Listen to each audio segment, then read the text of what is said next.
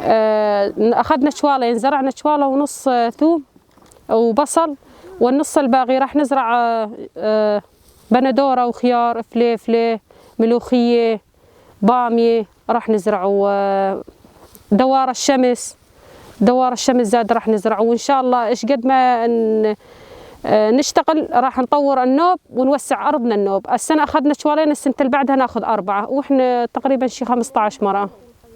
مرأة نحب الأرض ونحب نعتني بيها ونشتغل بيها مثل ما نعتني بالطفل، يعني نحب نشتغل نحب نشتغل بيها ونزرع ونشتغل أكثر من الزلمة.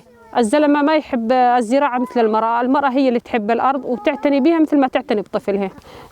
أقول لكل النساء إنه يطلعن ويشتغلن ويبادرن هالعمل ويوسعن شغلهن مثل ما احنا سوينا تجربتنا واشتغلنا به. لازم المرأة كمان تطلع وتشوف حياتها وتشتغل بهالأرض وتساعد أسرتها وتساعد جوزها وتساعد أولادها.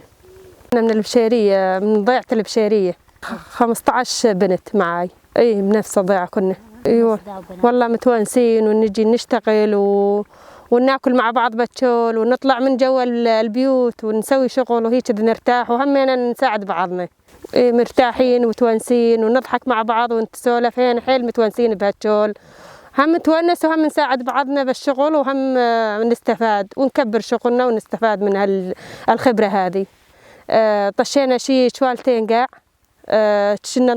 طشينا الثوم وخلصنا، وهسه قمنا نطش البصل، ونريد نكبر شغلنا زاد، نريد ومتونسين ونكبر شغلنا بعدين. واشتغلنا بهالشغل العام والسنة زاد ونريد نطور شغلنا. اي والله فايدة، يعني نشتغل نساعد ازواجنا بالبيت ونحوش ونشتغل، ويعني حيل نستفاد، كنا مستفادين البنات النسوان هيك ربعنا، كنا نشتغل بهالشغل ونستفاد به بالبيت وبكل شيء. فائدة البصل كل العالم تريده، يعني البيوت هسه اجباري تريد بصل، يعني كل العالم تريد البصل، فائدته كبيرة يعني يا اخي، كل العالم تريده واحنا نشتغل به، يعني بصل وثوم كله يعني مشان العالم تستفاد واحنا نستفاد. يجن يساعدن بعض هنا النسوان، ويجن يعني يكونن حالهن ويتونسن بهالشغل هن وربعهن، وشغله حيل زينه ويرتاحن بيها، وهم يطورن شغلهن.